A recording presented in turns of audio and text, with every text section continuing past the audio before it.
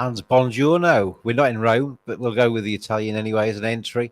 Late tea time pollers around the world. Very good to have you with us as we head into sort of prepare for Sunday in what has been a rather incredible Ryder Cup so far, DT, hasn't it? The Europeans out of the traps quickly and haven't really slowed down yet, have they? There's been a tremendous performance from Luke Donald's men. Yeah, they got out fast on day one, had that big lead, 5-point lead on day one, which is massive, and then kept it today. I think the Americans needed to make some ground today to have any chance, really, and now you've got Europe, 10.5, 5.5, 1-20 to finish the job off and win it back. They need 4 points out of 12. So, yeah, well, so it's been quite a day, wasn't it? Have you seen the viral stuff of Rory McIlroy going? Yeah, against Bones. Yeah, I mean, it's a good job Rory McIlroy's not a Liverpool fan. He'd be furious tonight, wouldn't he? Well, it seemed to me that he was accusing Bones of getting in the way of his preparation for his putting on the final green or something.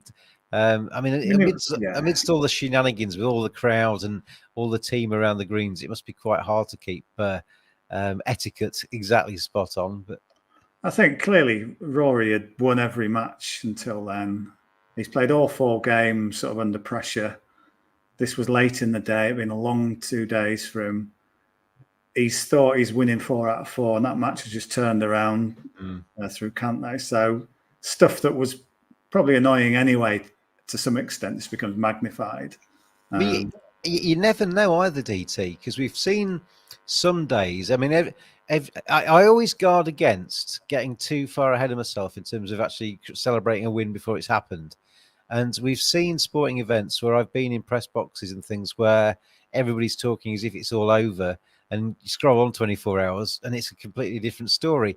Obviously, the Europeans are in complete control pretty much, and taking that to 10.5, 5.5 lead, 5-shot lead, or 5-match lead going into into Sunday singles. But if the US can get out of the traps quickly, paint the top end of the scoreboard red, it might just start getting some pressure on the European team, thinking, oh, blimey, we're letting this slip now. Basically, the US have to kind of almost win the first 5 matches, don't they?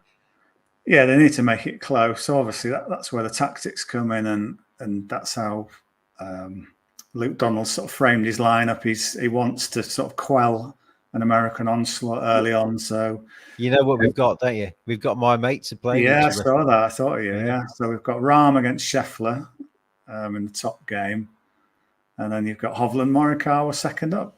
Yeah, my mates together, second out. And I do apologise, Colin. I know you watch this, and I'll look straight down the lens at you. You are my mates. I support you every other week. But Victor, come on, lad. Yeah, I personally think Victor will win that one. I think he's... Colin's not quite there, is he? He's really been on it, no. He's won... what has he got? Half a point. He's got a point, but yeah, he's been pretty. He got 1 point from 3 matches. Colin Morikawa. Shall I take you through the singles? I've got them here. The 11:35 a.m. start, Italian time. I think this isn't it local time? No, it's 11:35 local time. So in the UK, it's 10:35. Yeah, which is what I said. Italian time. John Rahm versus Scotty Scheffler gets us underway. Victor Hovland against Colin Morikawa. Second match out. Third match is Justin Rose against Patrick Cantlay. Rory McIlroy against Sam Burns. Matt Fitzpatrick taking on Max Homa. Tyrrell Hatton against Brian Harman. You got Ludwig Aberg against Brooks Koepka. Sepp Straka against Justin Thomas. Nikolai Højgaard against Xander Schauffele. Shane Lowry against Jordan Spieth. Tommy Fleetwood against Ricky Fowler. And then the final match, which the Europeans will be hoping doesn't actually matter, Robert McIntyre taking on Wyndham Clark. So both captains, as you said, have pretty much stacked the first 4 really with the experience or with the form players, haven't they? Yeah, and then you've sort of got to try, and then you can't just completely top load it and leave nothing. So maybe I thought, looking at it, DT, that I thought that the Europeans have got obviously they've gone out big with John Rahm. Yeah, Victor Hovland's in incredible form, being probably the form player of the lot. Justin Rose, vast experience. Rory McIlroy, Europeans number 1 really. But then you've got like I think quite a nice mix. Tommy Fleetwood coming up later, Shane Lowry experience coming up later. Probably maybe a slightly better mix than the US. I don't know. Yeah, you can look at how you want. I mean, if you look at the sort of middle of Europe's team in terms of experience, you've got Aberg, Stracker, and Højgaard all in a row up against kind of very experienced Americans in Koepka, Thomas, and Schauffele, although they've been pretty poor, those three. So, and then it's like Tommy Fleet was like an insurance policy maybe down the bottom, just in case, somehow we still need a point. I mean, the problem with backing these games individually is they might be a load of dead rubbers. They might be the bottom, 4 or 5 matches out on the course and the game's won. And then, what's your motivation for that then? Yeah. I sometimes think, you were talking about the winning pot or whatever, the winning points coming from a certain player at some time. Well, I tipped Hatton on here, didn't I? At, 18s or something like that. Yeah. So he's actually in a decent position there. He's what, 1, 2, 3, is he 6th out, I think? Yeah. It's not the worst place to be. It could be Tyrrell's job, couldn't it, to finish it off? Yeah. I mean, I'm hoping in a way, I mean, obviously, I want Europeans to win. But in a way, I've been a bit disappointed. It's been amazing. It's been very one-sided, and the Europeans have been very dominant so far. But I do hope there is a little bit of a rally from the Americans on the final day, just to make it a little bit interesting and have a look. Because the best sport has the jeopardy, has the drama, has the cliffhanger ending, and this one could potentially be over very early, couldn't it? Tomorrow, if the Europeans have their way. Yeah, I think if you want to see some sort of contest, you want a lot of early red on the board just to sort of make Europe think a little bit and think, oh yeah, hang on, suddenly, you've still got to find these 4 points from somewhere. And then, I mean, I tipped 16-12. Yes. So that's one of the favourite prices now, 7-1, scrolling across the bottom of the screen there. It's so it's kind of it's a sort of nice place to be in. But so on the other side of it, I don't want Europe just to sort of come out and win the first 5 matches either. So I sort of want it quite balanced, really. Get them to win the first 4.5, and then they can just walk off and give them all, and win the Jacqueline Nicholas trophy altogether, couldn't they? By being very generous with the rest of the points.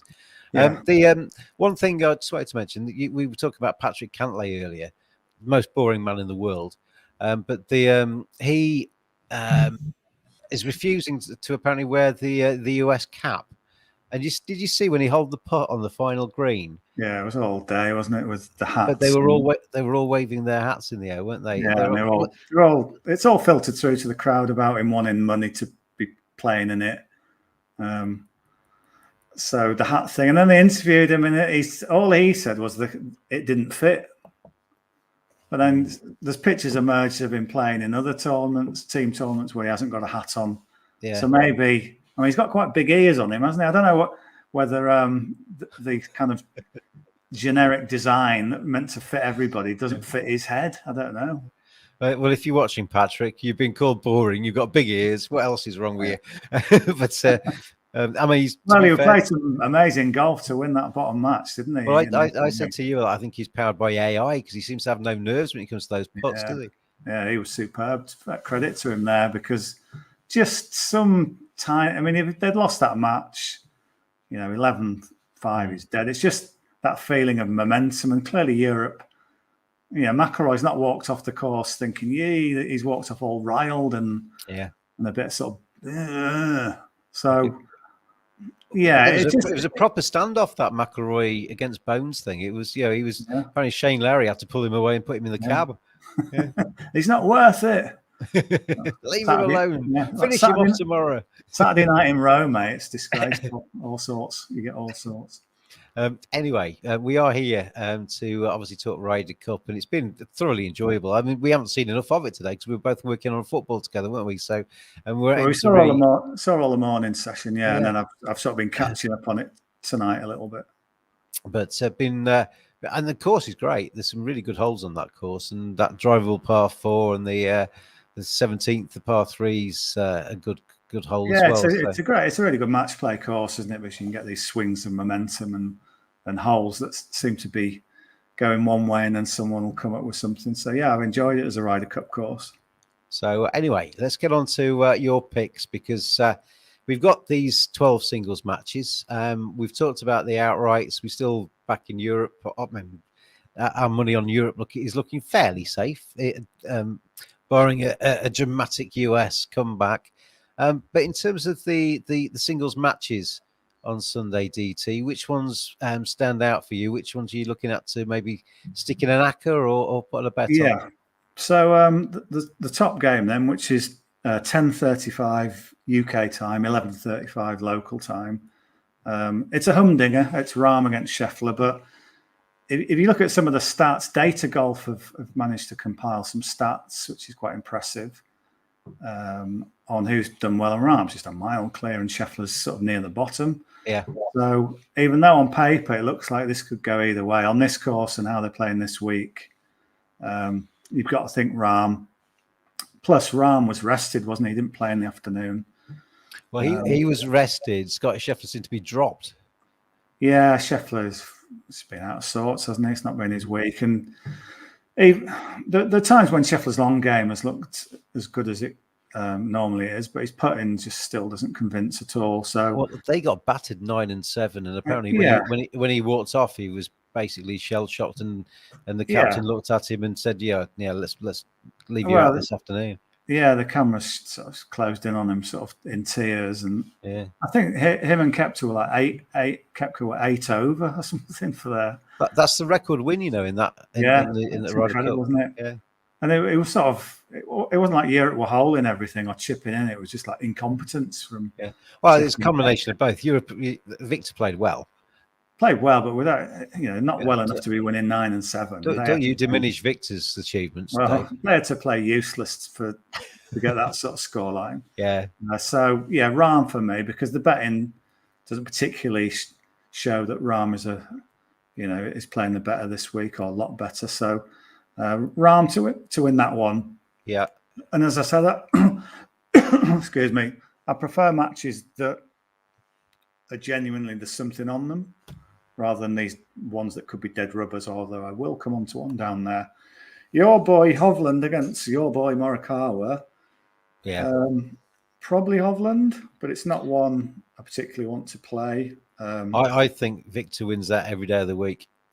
Yeah, I mean, he's the one I would go for, Hovland, definitely. The advantage as well with these early ones is that the Europeans will be noisy in the crowd. If there is a US comeback and the top end of the leaderboard turns red, I mean, they're going to be behind in their matches, but they're going to avoid any real nerves, aren't they? Because they're early out. It's going to be the later ones that suffer the repercussions of a bad start. Yeah, because then it'll be completely on the lines. So Luke Donald won't want that. Just going through them again, I think Rose has done really well this week, but I think Cantlay has been exceptional, so I'd probably just give Cantlay the nod there. Rory against Sam Burns. You'd think Rory, but the price says Rory. And I don't know, this will be his 5th match. I said to you in the car earlier, I think the best bet on the final day is to back against Rory. I seem to think with him, he's an incredibly fit bloke, isn't he? Incredibly driven. He loves this Ryder Cup, but I get the impression he uses up so much energy in those first 2 days. And I wonder how much he's got left in the tank. Yeah, you can certainly play that argument with him. It could be that it's actually breathed fresh sort of adrenaline and fire into him, and they're like, I'll show them tomorrow. But it could go the other way. And because there's 2 scenarios, I kind of want to avoid that match. It's a pity he's not playing Justin Thomas, isn't it? Because it's his caddy that it'll be on the back. But yeah, that would be interesting. But yeah, I'll leave that one alone, although I would pick Rory if pressed. But I do think in the next one, I do think Max Homer is a decent bet to beat Matt Fitzpatrick. He's played well, hasn't he, Homer? Yeah, he's been their best player. I mean, I backed him for top American, which is good. He's got 2.5 points. He's played all. He has played all 4 matches, which is a slight concern. But he's a pretty chilled guy, isn't he? You don't see him with a load of history on it. It's going mad. So, no. And he did play really well today at times. So I quite like him. His Yeah, demeanour, he's quite relaxed. He's quite smiley when he wants to be. yeah. So I think he's right. I mean, he was really great in the President's Cup. I think he just likes these team events. He's a good guy to have on your team.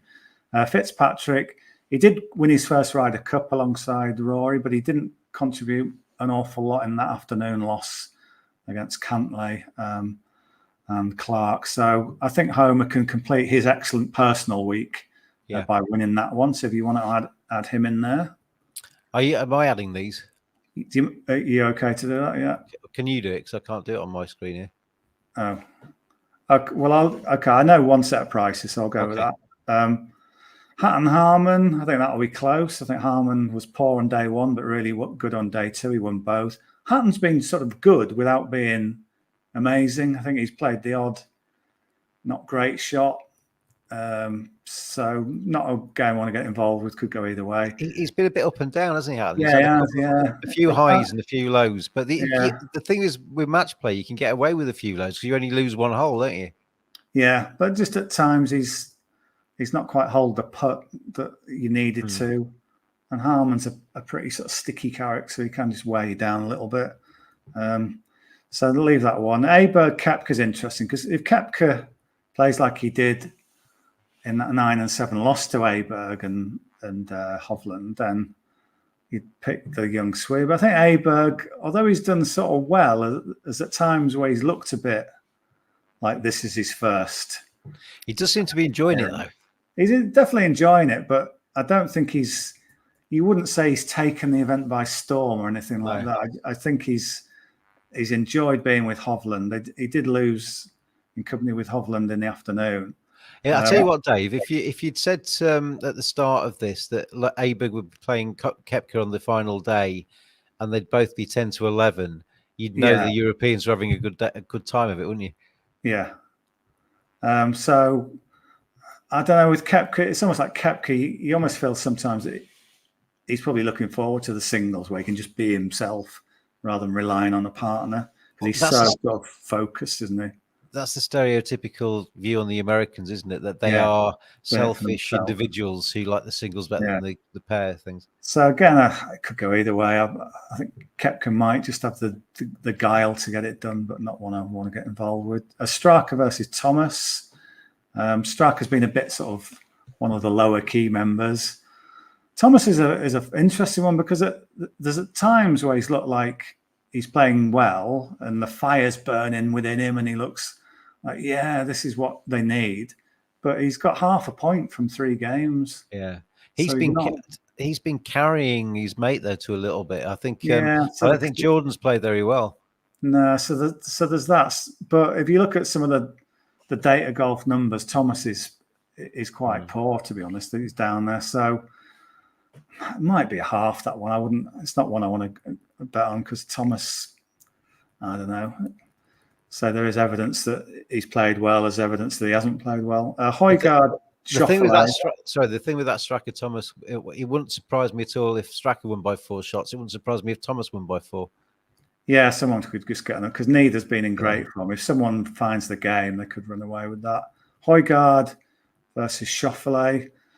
Again, it's a bit too of the sort of lower key members of the tournament. Schauffele's lost all 3 matches. Højgaard's won half a point, so they've not really registered much.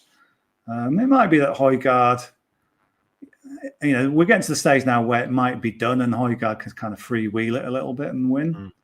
But it's not going in the ACCA. Neither is Lowry Spieth because I don't think Lowry's been that brilliant either. No. I mean, he's been good at stopping McIlroy getting into a fight. I suppose that's been good. And he's been good at waving his arms around and rallying in the crowd. That doesn't win you golf holes. No, he's played 2 matches, won 1, lost 1. So it's sort of, I don't know. And Spieth, who knows with Spieth, he may sort of chip in twice or hole a couple of 30-footers. Well, I've watched quite a bit of Spieth, and his short game's amazing, isn't it? When you put him just off the edge of the green somewhere, but the fact that he's been off the edge of the green so often shows that he's not necessarily driving very well and hitting the greens. No, he's been sort of like a bit of an exaggerated version of himself. It's all a bit chaotic, but somehow he'll find some magic. But I don't really trust the way he's playing. But I do think you've got to be backing Fleetwood to beat Fowler. I'm surprised Fleetwood's 5-6. I've seen with Betfair. I don't know why it's so close. I mean, he's won 2 out of 3 matches. Fowler's played once and lost. And then there's the reports that he's been ill all week. Yeah. So he's only played once. So clearly, either he is ill or Zach Johnson just doesn't trust it, or knows he's not playing very well. So he's sort of hidden him away down the bottom end. But I think Fleetwood all day long there. And Fowler didn't play very well in the one he did play, did he? No, exactly. So I think it's a golden chance for Fleetwood. And this one, you sort of touched on earlier that someone could, win by a bit. If you go to Betfair, they've got a bet where you can back players to be 4 up at any point. Right. Okay. I think Fleetwood could be 4 up at some point. It's 7-2 that Fleetwood is 4 up on Fowler at some point. I could see that happening quite easily. But if you go for that, and then final game, which might just be, sort of ceremonial, people just sort of waving and teams driving along on carts, cheering him on for just to wish him well. I mean, it does affect the correct scoreline. So in McIntyre versus Wyndham Clark, but I think McIntyre's rather being carried by Justin Rose, to be honest. Yeah. And Clark, although he got a bit gobby, didn't he, in the build-up, saying he's better than McIlroy and all this. But I do think Did he Clark, really say that? Yeah, he said something one day. I mean, you try and big yourself up, and it just came out sort of. It was easy to take it the wrong way, like he's got ideas above his station. I mean, he is the US Open champion. Let's not forget. But I've seen him play the 18th twice this week, and he's bombed it down the middle, and then absolutely made a complete mess of it from there on. Yeah. So, I don't think I think he's not sort of done himself any favors by coming out with stuff like that. But I think he's got a good chance to beat McIntyre. So I think Clark might win that bottom one, but I think it'd be interesting for correct scorelines. I mean, it might well be that by that stage it's 16-11, and you're absolutely cheering Clark on to win, to make it 16-12 if you back such a scoreline. But that and if you're Robert McIntyre's dad and you've got 16-12, you missed the putt. Yeah. So that treble of John Rahm in the top match, to beat Scotty Scheffler, and then Max Homer to beat Matt Fitzpatrick, and then Tommy Fleetwood to beat Ricky Fowler. It pays 6-1. That's the treble that I most like the look of. I like that. And you could add.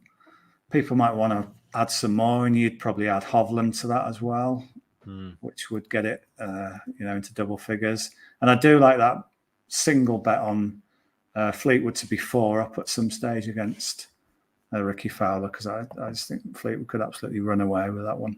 Yeah, I think there's some good picks in there. So some interesting matches there, which could go either way. And a lot of it is about momentum, isn't it, on these things? If the players out on the course suddenly see a lot of red up there and you're American, that buoys you and you suddenly start playing better because you start to believe, and vice versa. So I don't think it's completely over yet, No, I know. You can go through those matches and sort of think, I'll be quite positive. If in doubt, I'll go to the Americans. You can find quite a lot of American points. I just think they won't win all those 50-50s. No, there's too many sort of and guys who are out of form. The Europeans have got themselves to a stage where you only need a couple to fall across the line, and you're there almost, aren't you? Yeah. So those bets, if you check on the Betfair Sportsbook, they've got, it might be with other people as well. There's a lot of these things to be 3 up at any point, to be 4 up at any point. So the one with Fleetwood, it's to be 4 up at any point against Fowler, 7-2. So actually, if you click on more, you can actually get 5 up at any point, 6 up. Could you get 9 up for the 9-7 win? No, the most you can get is 6 up. So just looking at it, say Fowler's just completely not right, and he's just falling apart. You can back Tommy Fleetwood to be 6 up at 40-1. Just worth a mention that. Oh, that might be worth a couple of pennies. Yeah, 5 up 15-2, but yeah, you can go to 6 up. Given the fact we've seen a 9 and 7 this week, there might be some sort of crazy scoreline, and I just think that could be the one. Yeah, that's worth knowing, isn't it? So anybody out there that fancies that's Betfair, is it?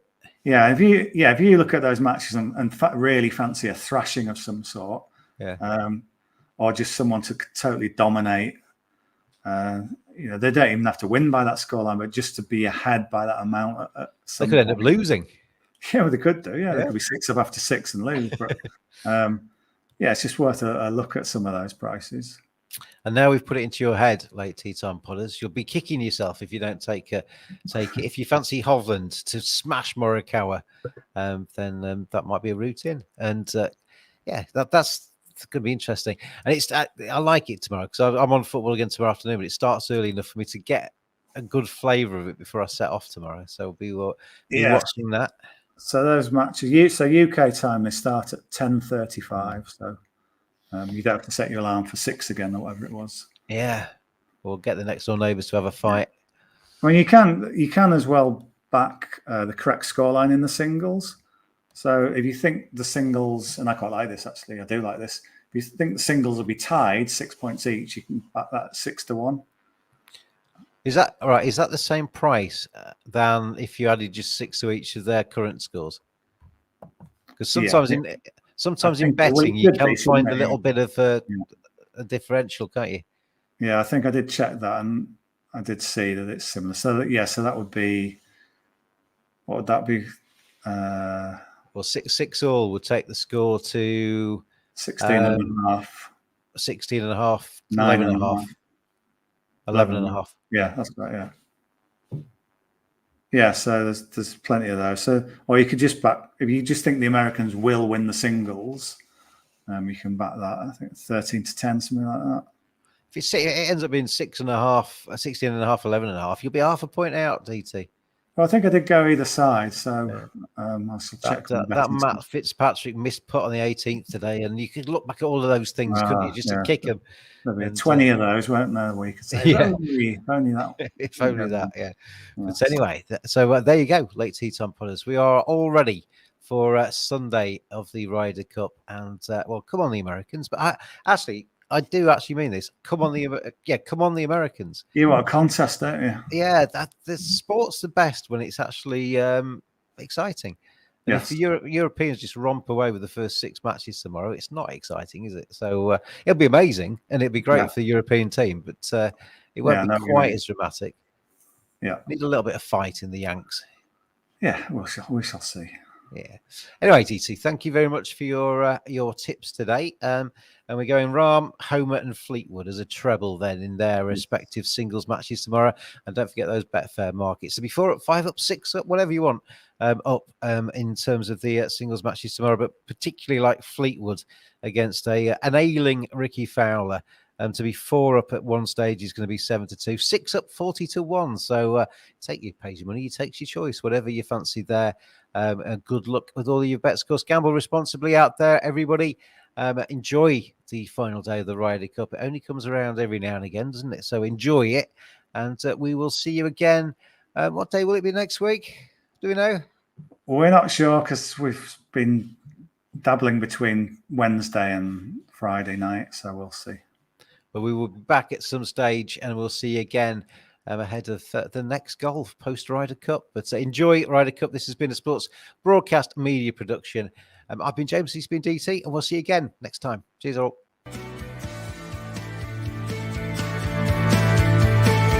Always gamble responsibly.